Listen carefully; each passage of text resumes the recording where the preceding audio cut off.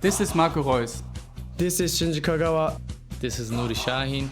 Hello, this is Jadon Sancho. And you're listening to the Yellow Wall podcast.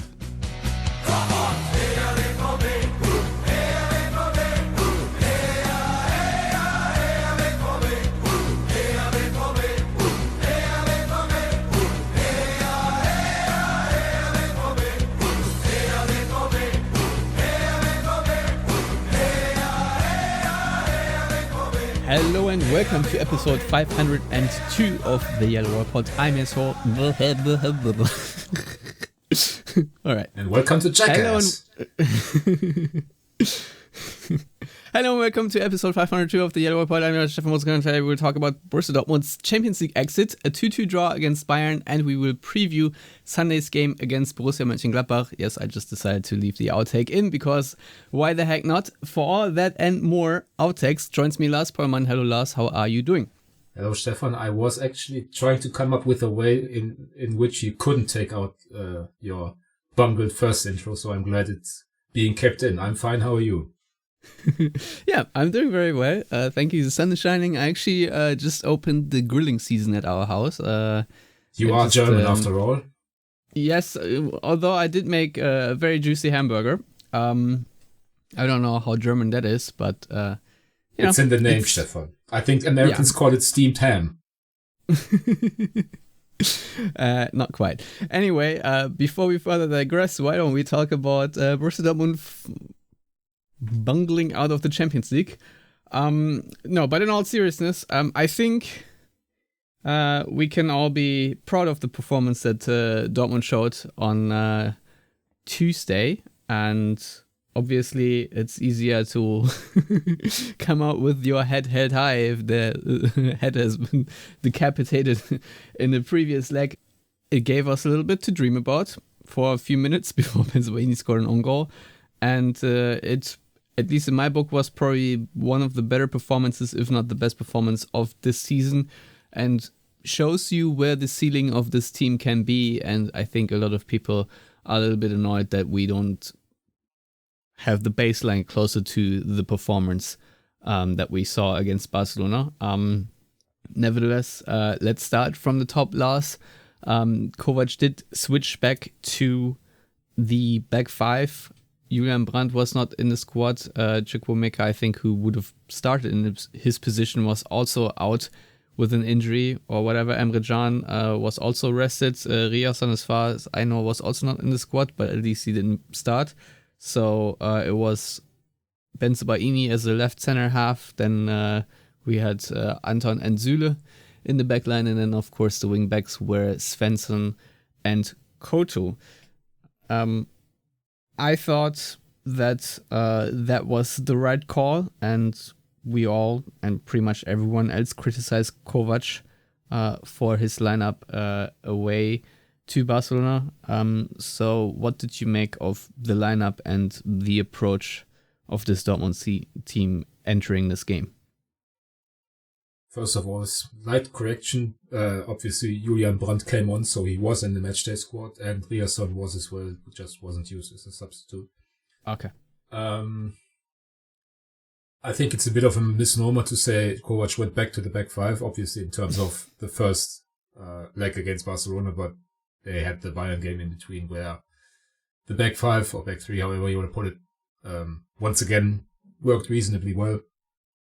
So I think there was no real debate in Dortmund as to which formation they would use, at least defensively. Then obviously, as you mentioned, with Brandt being given a much needed rest, and I think at least as much in terms of, getting him a mental break as getting him a physical break, and Chukwuemeka picking up once again a knock on the thigh, which most professional football players aren't out for games with, but I think we kind of see already why he hasn't really broken through in England and why it's difficult to make a decision on the 30-odd million buy option for Dortmund in the summer.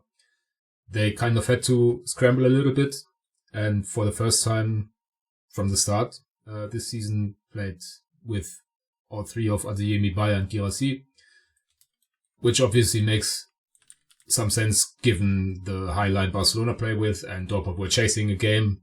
I'm not so sure that, Dortmund lined their team up in terms of, hey, what's our best chance at beating this Barcelona side by 4 goals? I think it was more of a, we want to give our fans another victory at home. Let's see how the game goes. And if we're chasing 1 goal or maybe 2 goals in the final 15 minutes or so, that's almost best case scenario. And obviously that's what happened. I thought the left side of Bensebaini and Svensson was outstanding against Lamine Yamal, who really didn't look like he had much joy in playing football, which is saying much for him. And it once again kind of showed the massive mistake Kovac made in the first leg at Barcelona, going with the back 4 and going away from what the team felt comfortable in defensively beforehand. As I said last week, or I think I said it, it might not have made too much of a difference at Barcelona because that team is talented enough to shred any sort of defensive shape. But if Dortmund had gone with the back 3, back 5, however you want to put it, in Barcelona, I think the tie would have been closer, perhaps. And there would have been more to play for in the second leg, but the past is the past, I suppose, and it doesn't really make sense to dwell too much on it. I think Dortmund kind of did over the 180 minutes what we hoped they would do in terms of, giving a reasonable performance, given the gap of quality between the two teams. I think Barcelona going through this quarterfinal tie, even if the expected goals are actually in Dortmund's favor, which is another reason why expected goals aren't to be looked at for 90 or 180 minutes. It's more of a season-long thing.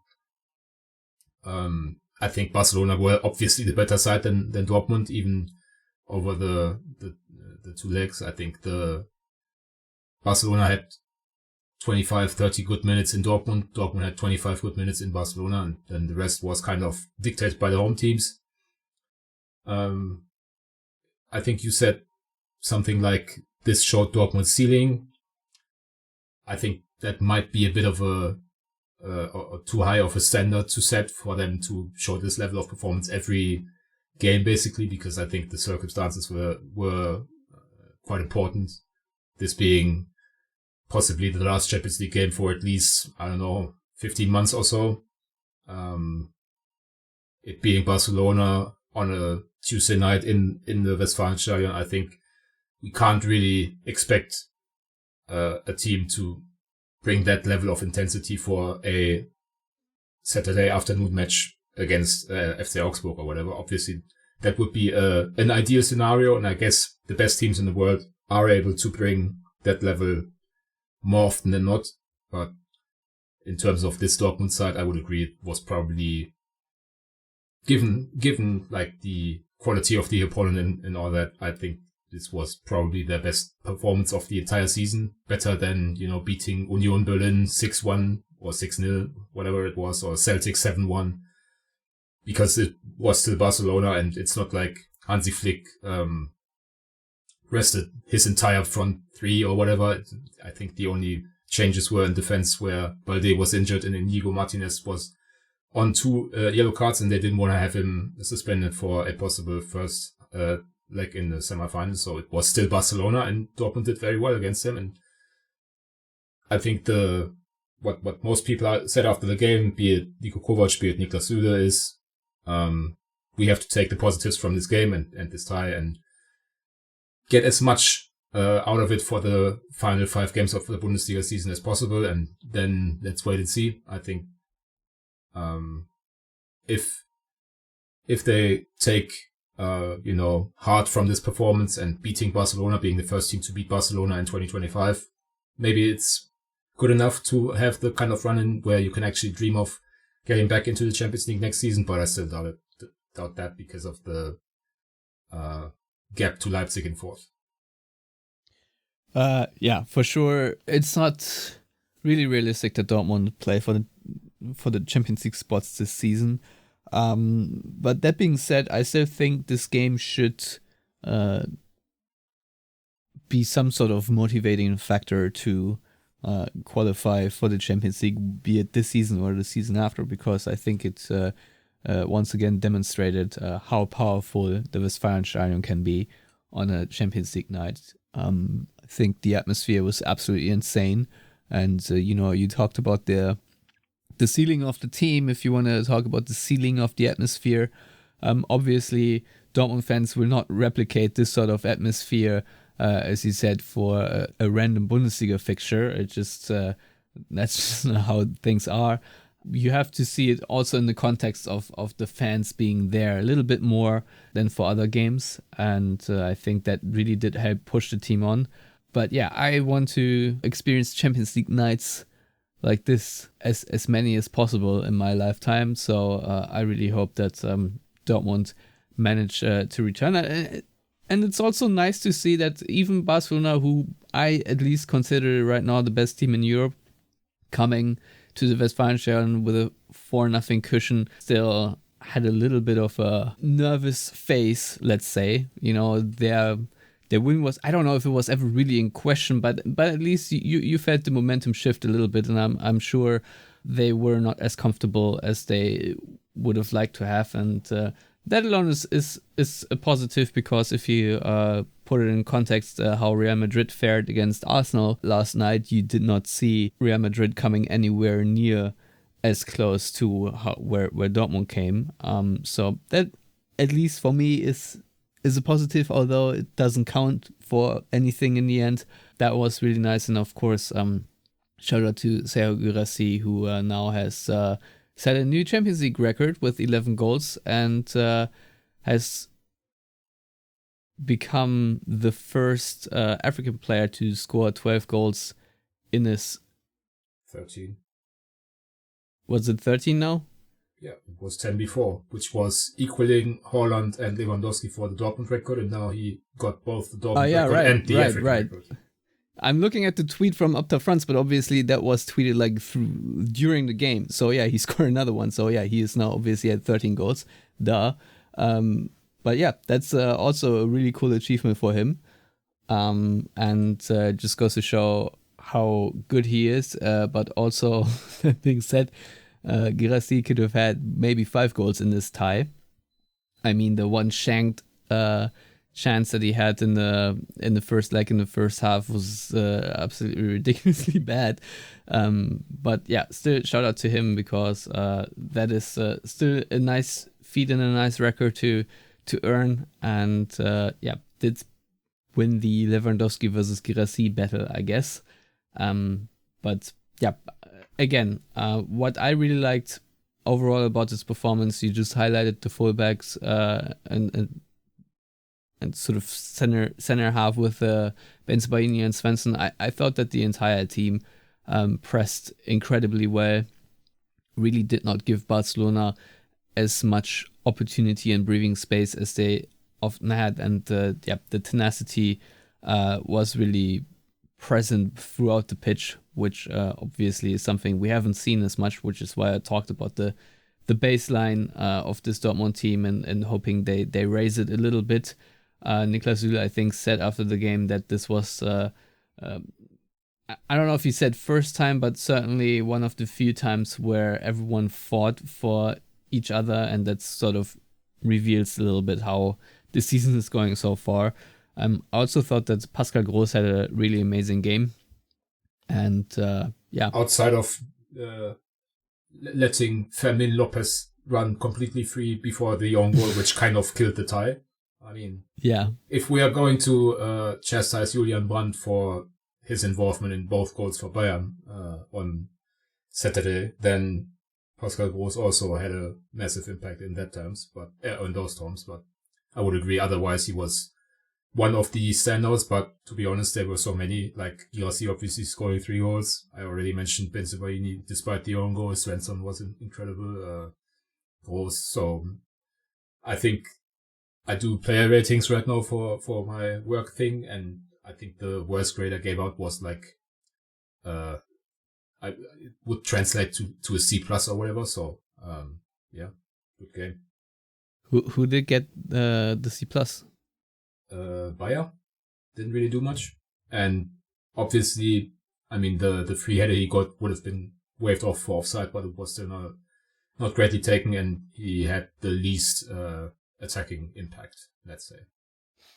Yeah, that's true. How did you? I don't know if you if you want to say rate, but how did you like young Koto's performance? Since once again he is playing in a position that's probably more suited to him than outright fullback. Better. I mean, still not as impactful as Svensson was on the other side, but him and Süle / Anton, because Süle kind of had a special role in following Lewandowski around the pitch a little bit. But the right side, let's say, didn't have any real issues with Rafinha either.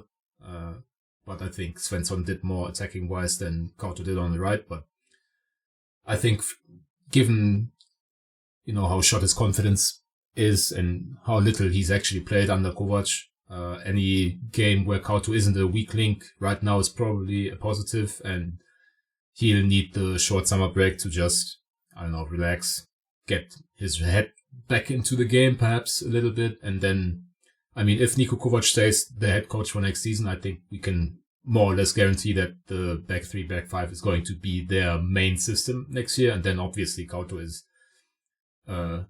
very much an important player because he probably fits that better than Riasson, at least on paper. Yeah, I just wish we saw a little bit more, I don't know, just pizzazz from him when he's on the ball. I feel like there's still a little bit more to be unlocked that he has shown very few glimpses of. I don't know. I just feel like considering the price tag, I want to just see a little bit more skill here and there. I don't know how you feel about it. It's obviously you want to see more skill from any player. But if you catch my drift, I just feel like there could be a little bit more Razzmatazz, hot squiggly do from him. I don't know, step over here and there. That's what I want to see from my fullbacks. Razzmatazz and skibbly, whatever you say.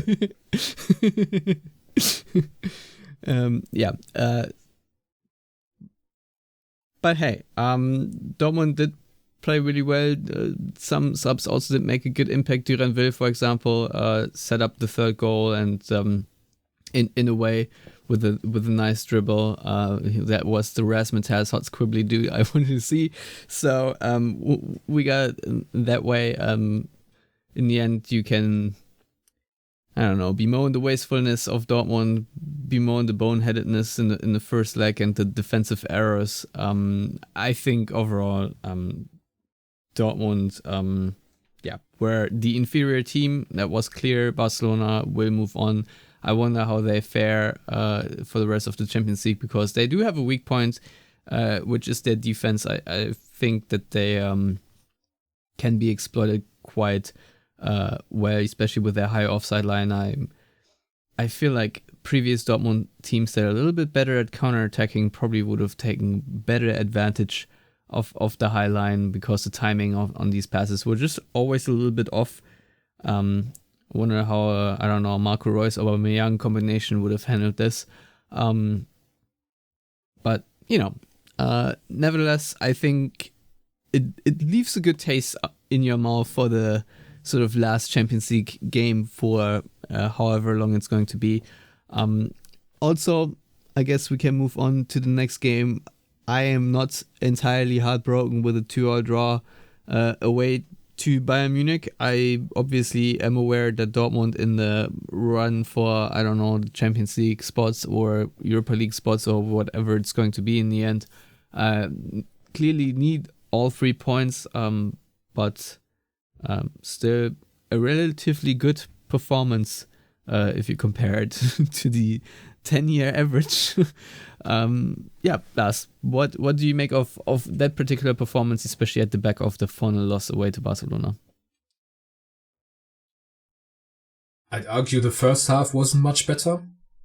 Bayern were quite poor in the first half as well. So, it was one of the worst iterations of the don't call it a Klassiker that I can remember over the last few years. But second half, was much better. Yeah, but that's usually good for Dortmund, yeah, right? Yeah, I'm not really complaining about a Klassiker in which Dortmund aren't getting battered at Bayern by 5 goals or whatever. And obviously it's now 2 games in a row at Munich that they haven't lost.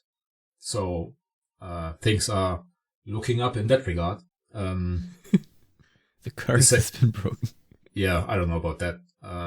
Second half. Hey, was this the first time Dortmund have been unbeaten against Bayern in the season? Or no, last season they were also unbeaten, right? Didn't they draw away? Draw at home and then beat them away. I don't even remember what happened last season, or did they lose? I can't remember. Maybe they did lose last year because I think like I was they lost like 2-4 at home or something. I don't quite remember. Yeah, I was probably at the basketball game while that happened. Yeah, not a bad idea usually when this game happens, but hey, what I was trying to say, second half much better from both teams. Obviously, Gnabry and Guerrero not only both scored for Bayern, but also brought much needed quality and even a little, what was it, pizzazz, razzmatazz, in terms of Gnabry. Obviously, he was, safely allowed safe passage through Dortmund's back third. He was marshaled through our defense. Yeah, he parted Dortmund's defense like Moses parted the Red Sea. I don't know if that's an Easter reference or whatever. Probably isn't, because there's a few years in between there. I'm not so on top of my Bible studies these days. Yeah, and then, as I mentioned before, like Julian Brandt kind of chaperoning Gnabry. He was also involved in the first goal because he just switched off mentally. But to Dortmund's credit, like the first goal from Bayer, a nicely worked attacking move.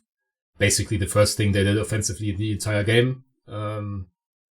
Outside of like that one shot in like the 7th minute, I think they hit the side netting.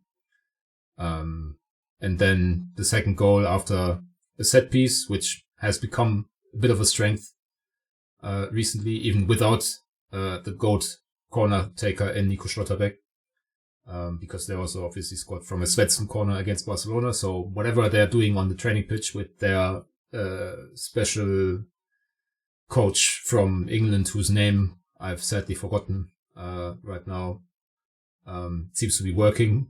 And then, I don't know about you, Stefan, but to me, after the second goal, it never really felt like either side was investing too much in terms of trying to go for a win, because Bayern were obviously aware of Leverkusen dropping points to, who was it, Union Berlin in the afternoon.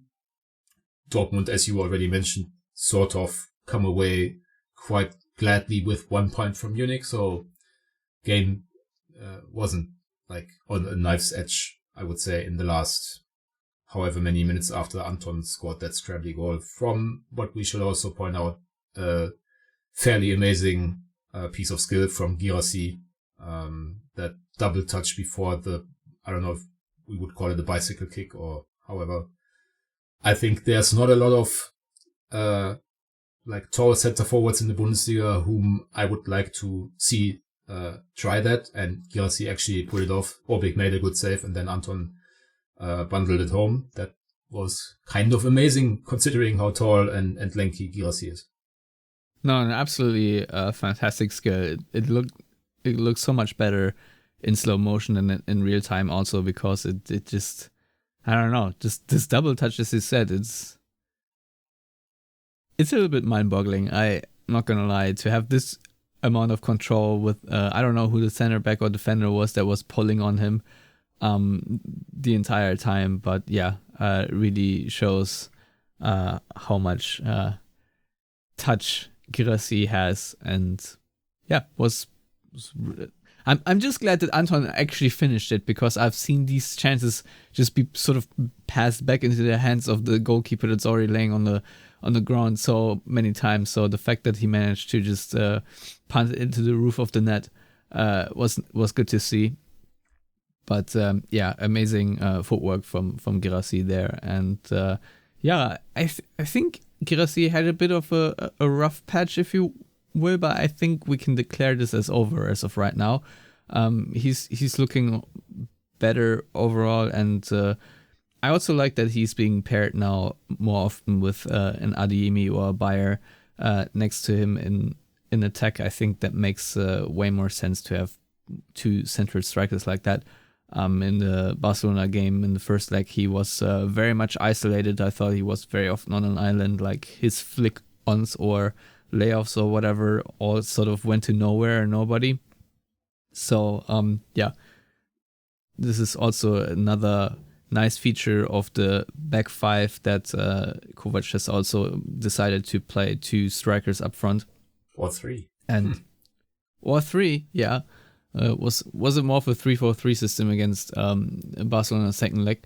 But yeah, I liked that approach. So just quickly on Guirassy, because the numbers are actually insane. He has, I think, I mean, I wrote it today, but numbers are kind of a blur. But I think he has 37 goals and assists in 40 games for Dortmund this season, I wrote about it yesterday, which is why the numbers are even murkier. And since moving to Stuttgart on, I think it was September the 1st when the transfer window closed in 2022, so less than 3 years, he's scored 70 goals in his last 98 games for Stuttgart and Dortmund. And remember, I wonder how Cologne fans feel about these stats. Must be awful. And we also have to remember that in his first season at Stuttgart, it wasn't the sort of powerhouse Stuttgart have become under Sebastian Hoeneß, because he only took over in like March or whatever. They were on the brink of relegation, and for a striker to have those kinds of numbers, and you already mentioned the Cologne times. But I want to point out and sort of pat my back, myself on the back rather. Do you remember when we talked about them signing Guirassy, and I made the point that he was also always very good in terms of like creating XG and whatever, even at Cologne, but especially early in his French career in Ligue 1 for, I don't know, Angers or Arles or one of these smaller teams before he moved to bigger clubs. Like, he always had great underlying numbers. And it was very much obvious that he was going to be a hit for Dortmund, which is why the reporting about him having a release clause sort of worries a few people. But I think from everything we gather and also what's being reported in the German media, it seems fairly unlikely that release clause is going to be triggered by anyone. Yeah. And even if it was, I mean, the reported, what was it, 70 million? Yeah, but considering, but Dortmund can't just turn around and pay, let's say, 50 million for another striker. So who are they going to replace a guy with who scored amassed 37 goals and assists in his first 40 games for Dortmund, in which, by the way, he was injured for the first few and been going through some rough patches in a team that was quite dysfunctional attacking wise for a lot of the season. That's all very correct. No, all I wanted to say is that it would be a good financial turnaround even with the release clause, considering that they purchased him for 18 million. Obviously, you're right. I don't want to sell Guirassy or lose him right now due to that release clause because of the numbers you just mentioned. But still, at least it's not a release clause where I feel like it's far below market value. That's all I wanted to say. If we're talking about numbers right now, I've asked Adam Dorowski to look into Julian Brandt's numbers, because I am not really finding the time to look at stats as much as I want. And since he is working for FBref and has access to stathead.com, it's very handy. He did take a little bit of a deep dive. Now, I don't know if I can replicate it as nicely as he put it into this Google Doc for me, but I'm sure it's great podcasting, Stefan, if you're just rattling off numbers now. No, I'm not going to do that. But what I did find interesting is that he compared this season to last season, that his goals per 90 plummeted from 0.28 to 0.14. So that's basically cut in half, and his assists per 90 have a 37.8% decrease while his expected goals per 90 and expected assists per 90 are more or less the same. And what we also find is that his key passes per 90 are very much down by almost a whole point this season, and his take on success and take-ons overall have plummeted. I don't know about you, Lars, but if you watch Julian Brandt this season, I see a player that is A, not very fit, B, very much in his own mind, and I don't know why he is not scoring the chances that he has. I don't know if this all comes down to fitness or what, but I feel like this is a bit of the end of the road. I think now his sixth season at Dortmund, and I just feel like the breakthrough or whatever we are expecting from Julian Brandt, who, I don't know, still always feels a bit like, yeah, he's very talented and he's going to blossom into a world-class player at some point. I just don't know if this is really going to ever happen in the Dortmund shirt. So my question to you is, with the numbers being what they are, and I don't know how you want to call it, but the lack of backing he has from Dortmund fans, because he has become a scapegoat for many things that are going wrong with Dortmund this season. I feel like it's probably best for both parties if they end the relationship at the end of the season. How do you think the whole Julian Brandt story at Dortmund ends, and do you think it ends at the end of the season or after the Club World Cup or whenever that is? Yeah, all signs pointing in that direction. His contract is running out in 26, so they were always going to look at either extending the contract or selling him this summer. I think for the majority of, let's say, the last 18 or so months, I think most sides would have expected a contract extension to be basically a matter of just putting pen to paper on something that they would have agreed upon fairly quickly, because last season Julian Brandt sort of became the player they always wanted him to. I mean, he had still had some spells of, let's say, inconsistency, but it wasn't the same as this year. I'm wondering if they put too much on his plate in the summer when they tried to turn him into like the face of the club after Reus and Hummels left. They gave him the number 10 shirt. He was front and center of their marketing campaigns when they were on their tour in Asia. He's the vice captain now. I never got the feeling that Julian Brandt is the kind of person who really wants all that attention and thrives in what that all entails. I think he's kind of at his best when he can just focus on being a brilliantly talented footballer, and they, probably, in my opinion, put too much on his plate. I think I can't really assume that it's all down to fitness, because they track these things nowadays, and he just wouldn't play as much as he has if he was severely lacking in like his running ability and whatever. I mean, Dortmund have now put, I think, 4 games together where they crossed the, let's say, magic threshold of 120 kilometers as a team, and you are the American of us, as it were, so you can tell me how many miles that is, because I have no idea. I cannot. But in the Bundesliga, head coaches usually are looking at 120 kilometers as the benchmark for, a great running performance, and they've done that 4 times, and 3 times with Brandt and now once without him, so doesn't seem to make too much of an impact on the team performance in that regard. So I doubt it's all physical. I think Julian Brandt has always been a streaky confidence type of player, and he is completely devoid of confidence now. As I said, probably too much on his plate.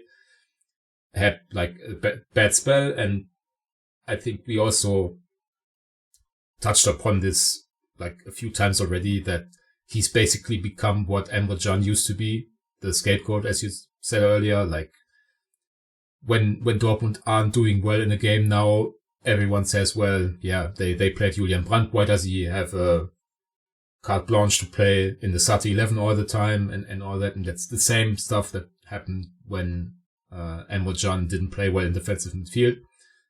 To Can's great credit, ever since being moved to central defense, he's looked a much different player and now has the confidence and swagger back and doesn't lend himself to being scapegoated anymore. So fans and media, and I'm not even taking myself out of that, because we are always looking for easy explanations, and the easiest explanation right now quite often is, the player who should be Dortmund's focal point and probably their best footballer is having a terrible season. So that must be a major reason why Dortmund are struggling so much this year. So, I think, like you said, it probably makes sense for all parties involved if he goes somewhere in the summer for probably not too high of a transfer fee. I would hope it's not in Germany somewhere, because I think he just needs a change of scenery. I don't know. I could see him easily having like a great, I want to almost say late career arc in, I don't know, for Real Betis in Seville, or like, I don't know, Fiorentina in Italy, and I'm obviously just spitballing here. So it's not going to be the massive move to an Arsenal or whatever that might have been on the cards, let's say 2.5, 3 years ago. But he's still obviously a hugely talented player. And even in this terrible season of his, there were still glimpses here and there that showed the quality. And I just, from a personal standpoint, because I like the guy, I think he's a reflective, intelligent player, and obviously someone on a good day who's incredibly fun to watch. So from a personal standpoint, I just hope he goes somewhere where he finds, footballing happiness, where he gets like a clean slate. But I really can't see a way where Julian Brandt is still at Dortmund next season and all is well. I think too much has happened for that. And I also think that Dortmund kind of need to refresh their squad at least a little bit. Obviously, we don't know how much money they will have, but it makes sense to then let go of the longest tenured player who's become sort of a symbol for what is going wrong at the club. Yeah, I agree. Even if I'm not sure if being made a symbol is actually fair, but I think that's just the way it has happened over the last few months. I mean, to be honest, he had a lot of cock-ups. He had a lot of poor giveaways that directly led to goals. His tracking back and just taking his mind off on defense is something that people notice. And you mentioned it earlier. I don't know if it was if you want to count the first goal, but for sure, it was the first goal against Bayern that Dortmund conceded. Where he was just standing around, more or less, not really reacting to what his supposed marker did. I think people take note of that and, see a player that doesn't really invest everything that he should be investing as, I don't know if you want to say face of the club, but that's certainly how they try to market it. And I just think it's been insufficient. In performances, and just based on that, I think it's time for him to leave the club. I mean, I personally, on a human level, really like Julian Brandt. He is a very funny and enjoyable and agreeable guy. However, we also have to win more games than we're doing this year, and so I really wonder what the solution is. I know that Gio Reyna will not be the solution because, he is not really playing like he has a future at Dortmund, and ESPN had a piece out on his stats, and they were also very worrying that basically all his athletic stats are in the toilet. I'm not going to go through them, but if you want, go on ESPN.com and read about it. If you're well versed enough in English to listen to the show, I assume you can read an English ESPN article. I guess we should move on to Gladbach. Do you see either Brandt or Reina in the starting 11 against the Folds? The thing is, we are recording on Thursday afternoon. The game is on Sunday afternoon, so there hasn't been any news bulletin. There hasn't been a press conference. So we don't know about the status of Chukwuemeka and Can, for example. We don't know if anyone picked up an injury or knock in the very intense 90 minutes against Barcelona. So anything we say on personnel is going to be having an asterisk next to it. But I would kind of assume that the 3-4-3 was more of a specific Barcelona. They play such a high line, so we want as much speed as possible. And Adeyemi and Bayer add that even more so than, I would say, Gittens, because he doesn't really do the deep runs. He likes to get the ball and dribble, whereas you can just send Adeyemi and Bayer down the channels a bit more. So I don't know if the 3-4-3 is going to be replicated against Gladbach, and if it isn't, then it's either Chukwuemeka or Brandt starting, because we haven't really seen Kovac go to Reina too much over the last few weeks. And given that Chukwuemeka didn't play against Barcelona, I wonder, sorry if I interrupt, but I wonder if the 4-3-3 system 3-4-3 system was also born out of the fact that Chukwuemeka was apparently a late scratch. Maybe it was sort of more of an adjustment to that, because I think he otherwise would have started maybe instead of Bayer or Adeyemi. I don't know who exactly. He might have, but he wasn't really a late scratch because he didn't do much in team training, and they obviously, Niko Kovac said they tested him on Tuesday morning or noontime or whatever, and it sort of felt like without him saying as much, if it had been a closer result, maybe they would have had him available, but they didn't want to take a chance. So I'm sort of assuming Chukwuemeka can play, and obviously Dortmund don't have any Englische Wochen left, so they should squeeze as many minutes out of him as possible, because the Club World Cup is not as important, quite obviously, despite the money, as a good Bundesliga finish. And then who's to say that Chukwuemeka is even going to be here? I mean, I think it's even possible that he doesn't even play the Club World Cup for Dortmund. I think they and Chelsea still need to find a solution on that part, because obviously there's this special transfer window, and Chelsea are taking part in the Club World Cup as well, so they could recall him from loan, is what was being reported in Germany anyway. So yeah, I think personally you still keep Brandt out of the lineup until he shows that he's recovered some level of, I don't know, mental fortitude or whatever. And obviously Chukwuemeka, when he got the chance against Freiburg, played great, was one of the few decent showings against Barcelona in the first leg, at least in the first half. Yeah, so I would, as I said, basically squeeze every minute out of Chukwuemeka as possible, and then for 25 or 30 minutes, Reina, Brandt, they can, even if Reina can't really run anymore, as the ESPN article kind of pointed out, I still think he has the nous and the technical abilities to create something here and there. And then obviously Brandt, I mean, it's kind of a what if, but like Brandt scored 2 minutes after coming on. Obviously it was offside, but let's just say he isn't offside there. Like that one moment could change the entirety of like his run in at the end of the season. So who's to say that Brandt doesn't have that kind of moment in a Bundesliga game? Yeah, true. I mean, that's the thing with guys or players that are this talented. They can always conjure up something, but will they is the question. So far they haven't nearly as much as we want them to. But yeah, obviously I don't have to mention it, but Sunday's game is very important. I don't think Dortmund can allow themselves another slip up if they want to qualify for Europe.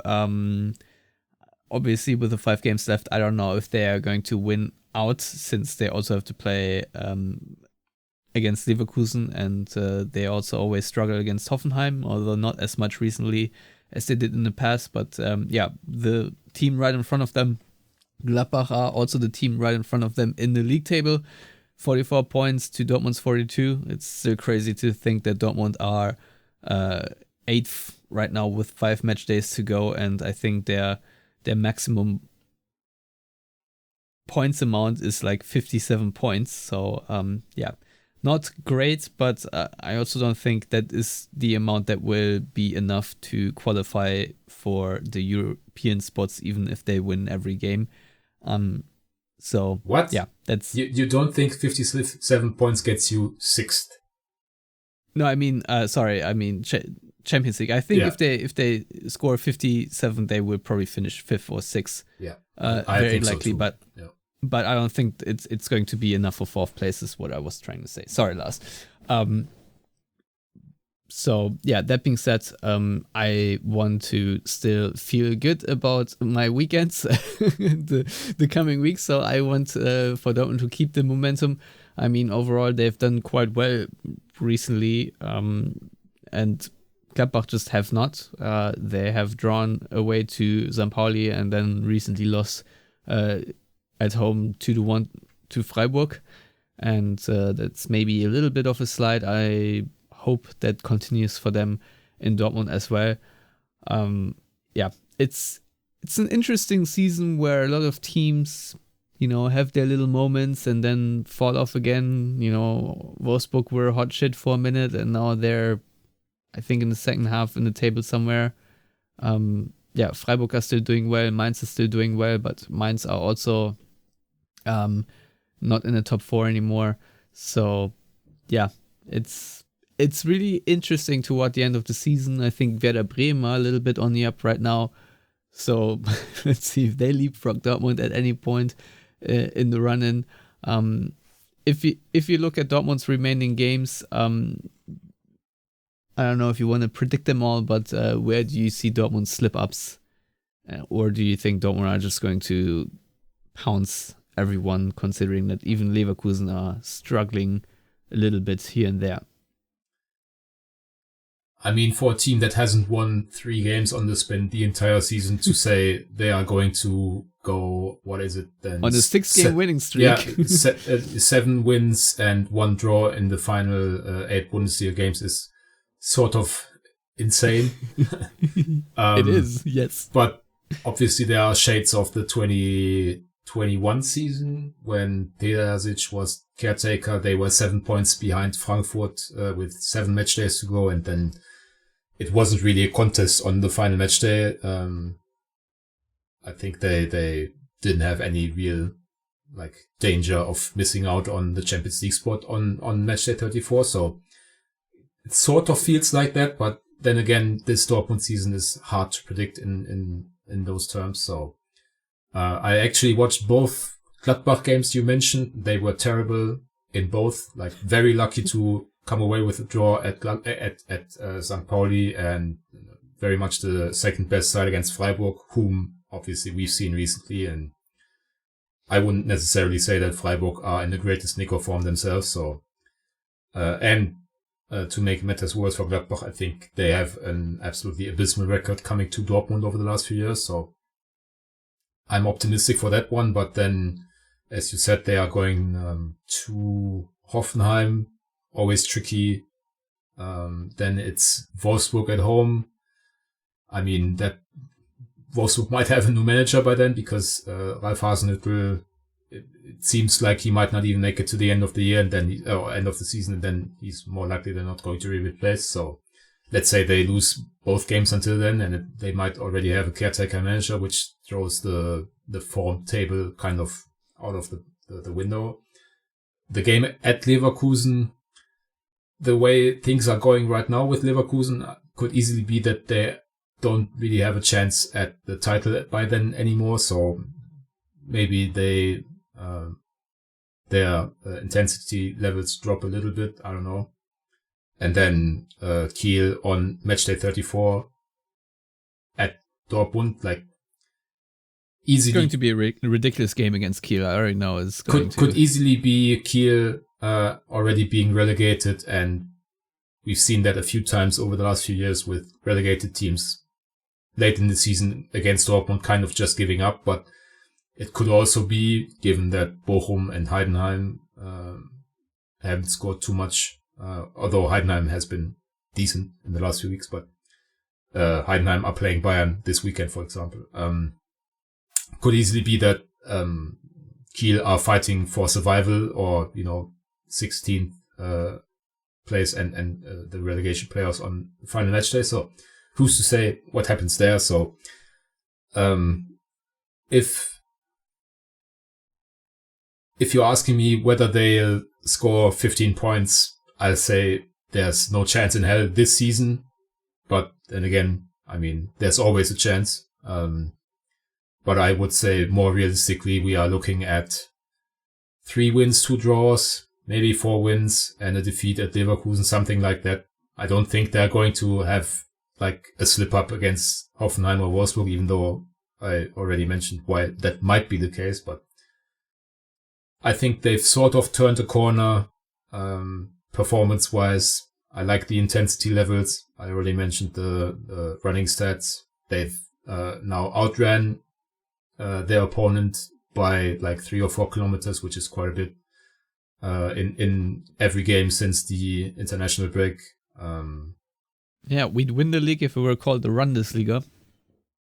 I mean, everyone always says it doesn't make a difference, and there's no correlation between running data and results. But tell me why Dortmund are suddenly looking much better and playing with much more intensity, and tell me that running doesn't have a lot to do with that. I mean, there's a reason coaches actually want to see the running distance and the number of intensive runs and the number of sprints and all that good stuff. So, a long-winded way to say, let's say they score. I'm sorry, everyone who has ever played football knows that running more actually makes a huge difference. Yeah, unless you have so much of the ball that the team is just running pointlessly while you are circulating the ball. That's obviously also an option, yes. But not for this Dortmund team, because they're just not good enough in ball retention. So yeah, we don't have 95% possession last time I checked. So no, but they had more against Barcelona than I thought they would have in the second leg, and they still outran them by 4.5 kilometers or whatever. So I think there you go. They have turned the corner at least a little bit. I think that much is pretty obvious. I mean, given the level of performances after the international break, if you take out the second half against Barcelona and maybe the first half against Bayern, which those two are the hardest opponent they faced all year away from home. So obviously those are the games where you might have a poor spell of performance, but otherwise they've been good enough. And if they played at this level for, let's say, the entirety of the Rückrunde, I think they would pretty much be nailed on for the Champions League. So once we do our season review, I think we can point out the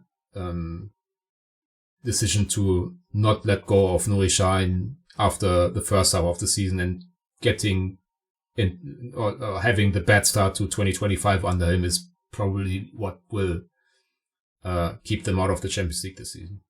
Because I haven't actually answered the question, so my prediction is like, I don't know, 10 or 15 points, maybe 12, and I think they are going to finish 5th or 6th. I kind of feel like Mainz are going to fall off completely because they haven't won in 4. We've seen them against Dortmund. It feels like maybe they flew too close to the sun or whatever. Yeah, I don't think that matters much because I think Leipzig will simply win too many games. Yeah, but for Dortmund to catch up. I'd rather Dortmund get 5th than 6th, obviously, because that is true. The Conference League, I mean, no disrespect to NK Celje and Jagiellonia Bialystok, but if you look at the quarterfinals in the Conference League, from a personal standpoint, I don't need to be working Thursday nights next year for games against the teams I just mentioned. No offense, but it's not something Dortmund should strive towards, because you also don't make any substantial money in the Conference League. It's probably more of a minus game for Dortmund because they have such a large squad and staff, and traveling to far away Southeast European teams or whatever, or I think there were two teams from Cyprus in the knockout stages. Like, I don't need that, to be honest. So I'd much rather 5th and the Europa League, which is a nice competition. I think Eintracht Frankfurt are showing, like, year in, year out, that's something to get behind and get hyped at. And there's good teams there, and that would be nice. But if it's 5th or 6th or 7th, in that case, I'd probably say 5th, 7th, and then 6th, because I don't need the Conference League. I'm sorry. Maybe that's arrogant to say, but I don't need it. Yeah, no, I do believe that Dortmund will finish 5th at the end of the season. I think they're going to land right in front of Mainz and Freiburg. But yeah, that being said, I honestly have no idea what we will see in the last 5 games. You know, if you surmise anything from the last few games, you'd think, okay, they will probably score north of 10 points. We're somewhere around there, probably 3 wins in a draw also, but this team is impossible to predict. I think if this season has shown one thing, they might completely drop off after all talking about, oh, wow, if we only fought like this the entire season, and then they won't. So, yeah, I don't know what this team is going to do. So, yeah, I think we can knock it on the head for this episode. As always, everyone out there, thank you for listening. Thank you, Lars, for coming on the show with me. Matthias is excused because he has work. Ugh. And yeah, we'll be back with another episode after the Gladbach game. So until then, have a nice weekend and happy Easter if you celebrate. Goodbye.